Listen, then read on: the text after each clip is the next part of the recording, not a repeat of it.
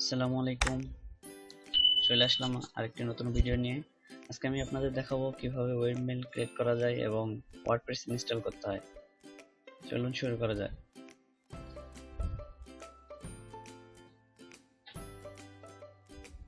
প্রথমে আপনার ডোমেইনে ঢুকতে হবে, সেজন্য cpanel ডট আপনার ডোমেইন নেম দিয়ে ক্লিক করবেন।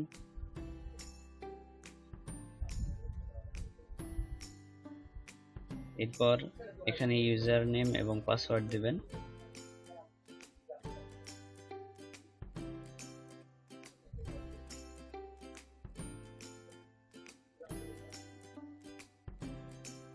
পাসওয়ার্ড দিয়ে ঢোকার পর আপনারা নিচে আসবেন। নিচে এসে যেহেতু আমরা ওয়েবমেল ক্রিয়েট করব, সেজন্য ইমেল অ্যাকাউন্ট নামে যে অপশন আছে সেখানে ক্লিক করবেন।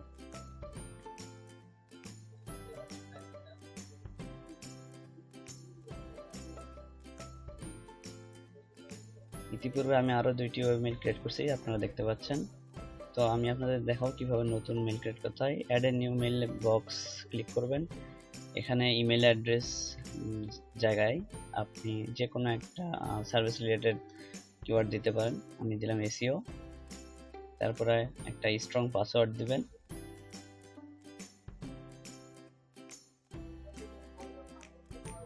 ডোমেইন লেখাটার জায়গায় কোনো চেঞ্জ হবে না, ওইটাই থাকবে। আর এটা দিবেন 100 MB বা 200 MB, আপনি ইচ্ছা মতো দিতে পারেন। স্টোরেজ দেখুন ওয়েবমেল ক্রিয়েট হয়ে গেছে। আপনি এখান থেকে চাইলে ডিলিট করতে পারেন। এই আইকন ক্লিক করে আপনি এবার চেক করবেন যে আপনি আপনার মেল ক্রিয়েট হয়েছে কিনা। দেখুন এটা একদম আমাদের যে সাধারণ মেইল আছে সেটার মতোই। এখানে কম্পোজ আছে, মেইল আছে, কন্ট্যাক্ট আছে, সেটিংস আছে, ইনবক্স, ড্রাফট, সেন্ড, একদম সেম আমাদের গুগলে যে সাধারণ জিমেইল আছে সেটার মতোই। তো এই ছিল ওয়েবমেল ক্রিয়েশন। এখন আমি আপনাদের দেখাবো কিভাবে ওয়ার্ডপ্রেস ইনস্টল করতে হয়। ড্যাশবোর্ডে যাবেন। ড্যাশবোর্ড থেকে নিচের দিকে স্ক্রল করে নিচের দিকে আসবেন। এসে সফটওয়্যার ক্লিক করবেন। সফটওয়্যার ক্লিক করলে ভিতরে আপনি অনেকগুলো অপশন দেখতে পাবেন। এখানে ওয়ার্ডপ্রেস আছে, ওয়ার্ডপ্রেসের উপর ক্লিক করবেন। ইনস্টলে ক্লিক না করে ওয়ার্ডপ্রেসে ক্লিক করবেন। এবার নিচে আসবেন। নিচে এসে দেখবেন যে আমি একটা ওয়ার্ডপ্রেস অলরেডি ইনস্টল করে রাখছি। তো আপনারা এখানে দেখতেও পাবেন যে কিভাবে এটা আনইনস্টল করতে হয়।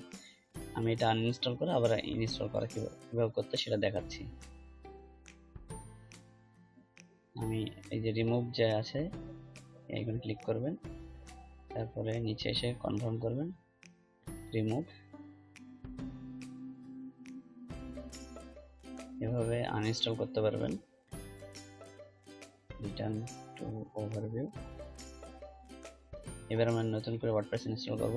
দেখুন ইনস্টল নাও যে লেখা আছে, এই ইনস্টল নাও এ ক্লিক করবেন। তারপরে এটা এখানে এসে আপনাদের ডোমেইনটাকে সিলেক্ট করবেন। WP এটা কেটে দিবেন। 5.8 এটা একটা ভার্সন। সাইট নেমের জায়গায় আপনাদের ডোমেইনের নামটাই দিবেন। আমি দিচ্ছি MD শাহেদ। সাইট ডেসক্রিপশন আপনাদের কোনো চেঞ্জ করার দরকার নাই।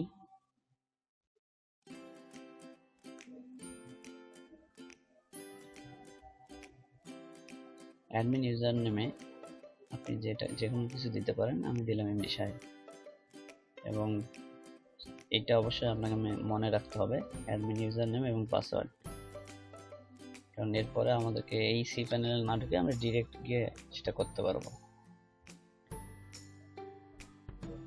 ডিরেক্ট আমরা কিভাবে এই ওয়ার্ডপ্রেসের জায়গায় আসবো বা ওয়েবমেইলে যাব সেটা আমি পরে দেখাচ্ছি।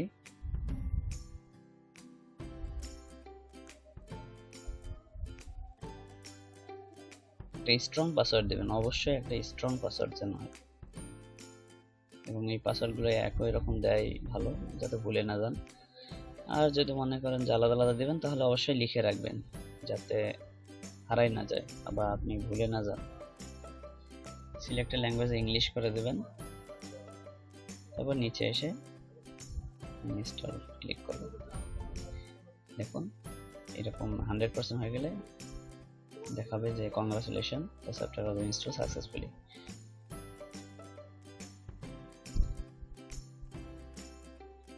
চলুন এবার দেখে আসি কিভাবে আপনারা সরাসরি ওয়ার্ডপ্রেসের অ্যাডমিন প্যানেলে যাবেন এবং ওয়েবমেইলের অ্যাডমিন প্যানেলে যাবেন।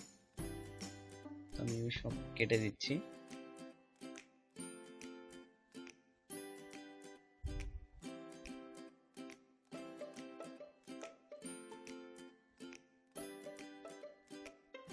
এখানে এসে লিখবেন আপনার ডোমেইন নেম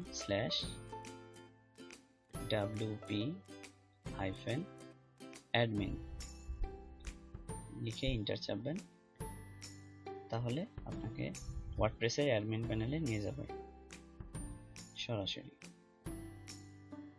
আপনাকে আর সেই প্যানেলে গিয়ে ওয়ার্ডপ্রেসে যাওয়ার প্রয়োজন হবে না। এবার আসুন ওয়েবমেইলে কিভাবে যাওয়া যায় দেখা যাক। আপনি আপনার ডোমেইন নাম লিখবেন /webmail, তারপর এন্টার প্রেস করবেন। এই যে চলে আসছে ডিরেক্টলি ওয়েবমেইলের লগইন পেজ। তো এইভাবে আপনারা সরাসরি ওয়ার্ডপ্রেস এবং ওয়েবমেইলে আসতে পারবেন। এই ছিল আজকে আমাদের ভিডিও ভালো লেগে থাকলে লাইক করবেন, সাবস্ক্রাইব করবেন এবং পাশে থাকা বেল আইকন চেপে দেবেন। ধন্যবাদ।